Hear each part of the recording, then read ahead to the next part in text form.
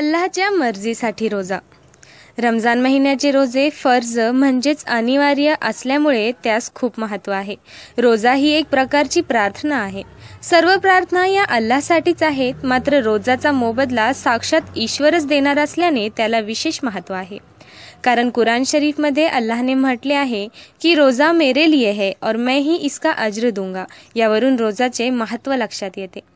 रोजेदारासाठी अल्लाहने विशेष प्रकारच्या सुविधा निर्माण केल्या आहेत, जसे स्वर्गाच्या 8 प्रवेशद्वारांपैकी एक द्वार बाबुल रय्यान हे फक्त रोजेदारांसाठीच निर्मिले आहे। रोजेदारांसाठी सृष्टीतील सर्व सजीव दुआ करतात, समुद्रातील मासे सुद्धा दुआ करतात। रोजेदाराच्या मुखाची दुर्गंधी देखील कस्तुरीपेक्षा अधिक खुशबूदार सुवासिक असते। रमजान महिन्याचे रोजे अनिवार्य करण्यामागे अल्लाह तालाचे हेतू खूप उदात्त आहे। प्रत्येकाच्या अंगी सर्व सगुण निर्माण व्हावेत, वाईट गुणांचे शालन व्हावे, जे जे चांगले आहे त्याची जोपासना व्हावी।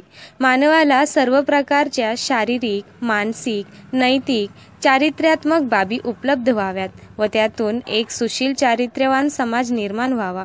प्रत्येकाच्या जीवनात सृजनात्मक, भावनाशील, सदाचारी, उच्च प्रतीच्या गुणांनी संपन्न वृत्ती निर्माण होऊन सर्व गुण संपन्न सुदृढ समाज निर्मिती अस्तित्वात यावी, यासाठी रोजे किंवा उपवासाची निर्मिती झाली आहे।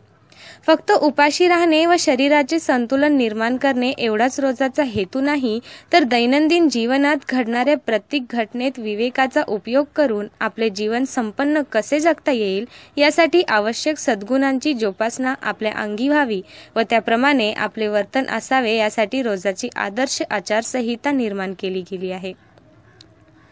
रोजेदाराकडून कुठल्याही प्रकारचे वाईट वर्तन अपेक्षित नाही। महिनाभर उपवास करून चांगल्या सवयी अंगी बांधल्या जातात व त्यापुढे सुरू राहिल्याने एक आदर्श व्यक्तिमत्व निर्माण होतो। रोजे फक्त मुस्लिमांसाठी नाही, चांगल्या सवयींची अभिलाषा बाळगणारी कोणतीही व्यक्ती रोजे धरू शकते। महिनाभराचे पूर्ण रोजे करणारे अनेक, तर शेवटच्या टप्प्यात काही मोठे रोजे धरणारे शेकडो हिंदू बांधव आपल्या समाजात आहेत।